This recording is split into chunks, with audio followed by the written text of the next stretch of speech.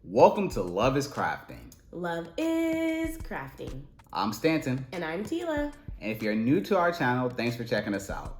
All you returning subscribers, thanks for your support. Here on this channel, we like to take you through crafting and DIY projects that are real, but not necessarily perfect because love isn't perfect. We have a goal to reach 1,000 subscribers by the end of the year, but we need your help. Yes. Will you please consider hitting the subscribe button? We post new videos every Saturday. And in this video, we are talking about layering sublimation. Yes, we will show you the technique that will get you the best results. And before we jump into it, make sure you like, comment, and subscribe. Love is crafting. Love is crafting. Okay, now that we have our shirt, first things first is we have to establish our center line. To do that, we just match up the seams of the shoulder to the sleeves. Shake it out a little bit. That gives us our center. Then we put it on our heat press. We make sure that the tag is outside of the heat press, and we don't really worry about the bottom part because all the action is going to be happening up front here on top. So do that and we press. So leaving the tag out is important just on this type of shirt because of the type of tag. If you have like a paper tag or it's a material tag, it's not that big of a deal. This tag will melt. All right, this one's just a quick press, and as you see now, we have a center line. So first things first, we are putting down our first piece of butcher paper to protect the actual heat press. We are also going to put the shirt where the tag is up top so it doesn't get any heat. I use our device that we use. Where do we get this? I made that. It's called like a shirt guide from an SVG that I purchased off of Etsy. Well, that's pretty dope. You just line that up with the top, and we are getting ready to press the first image, which is just a image of that we're going to have. So once we put that there, we are going to add the cardboard. And this is nothing special. It's literally a cut up Amazon box. So you can use any box that you need. It just needs to be a piece of cardboard.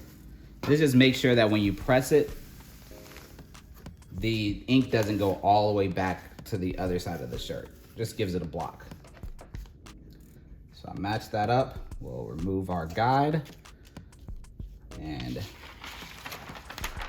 we are going to add some tape.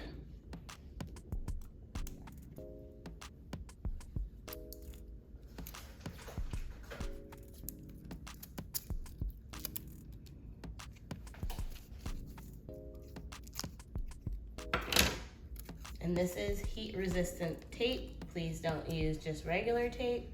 It will not work. You'll have a mess.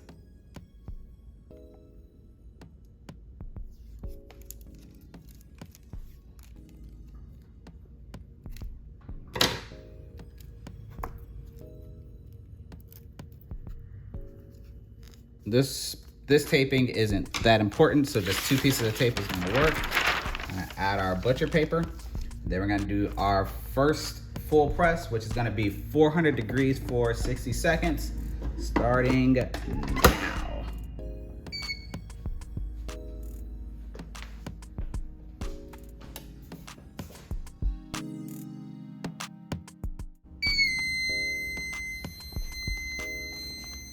All right.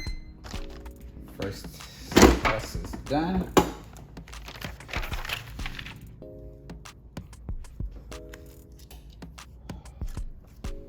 All right, that is our first image. As you see, very dark, very clear. The next thing is to add our next decal. So what's important with this, as you see, I am overlapping it with this portion. So around the tops, I want to go close.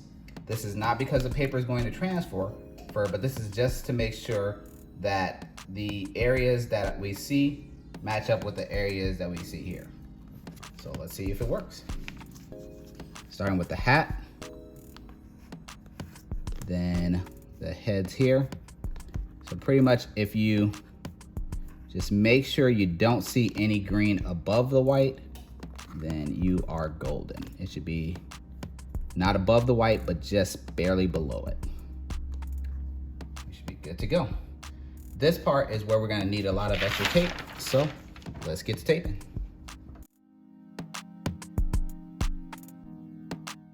Okay, next is just an extra portion that we're gonna be adding.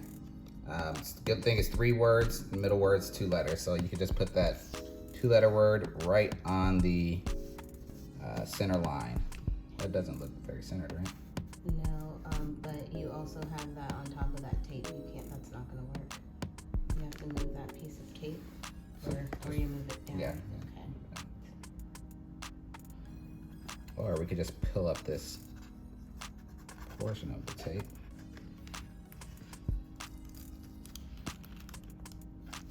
And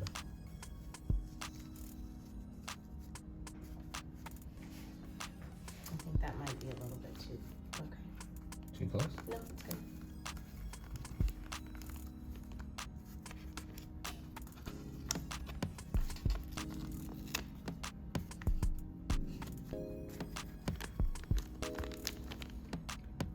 All right. So now, if we were to just put the butcher paper here and press it again, then the darkness that you see on the ship would go away. It will still be there, but it won't be dark. It'll be faded. So what we are doing instead is adding a piece of paper to the top of the ship. Now, so this piece of paper is a blocker, which means that we can't put it underneath the heads, or because then the heads won't transfer over, won't sublimate over. So just trying to get it as close as possible without adding to the amount of burn marks on my hands. You might want to get another piece of paper to get the end of the ship over there. And I honestly think if you put that white piece of paper on top of the heads, I don't think it'll not transfer. We can try it both ways though. You don't think it, well, okay, well then in that case, that'll alleviate all of our issues. All right, let's see what happens. All right, so that's there. I'm going to add our top butcher paper. Second press, another 400 degrees for 60 seconds.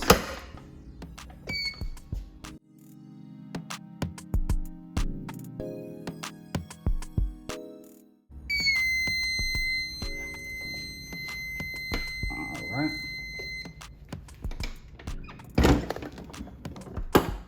Let's see.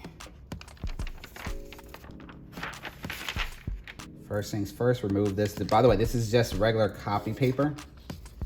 I just see actually a little bit of it came on the copy paper, but not as much as it normally is if you were to sublimate it without it there.